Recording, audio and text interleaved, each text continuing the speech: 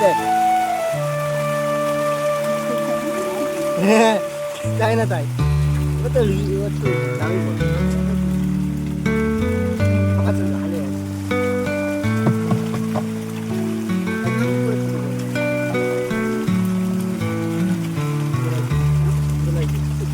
ও হবে তো।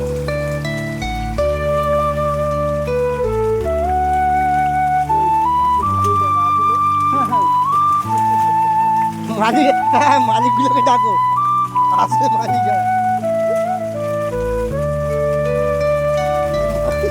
কাজ হয়ে গেছে, উল্টে গেছে মাছটা।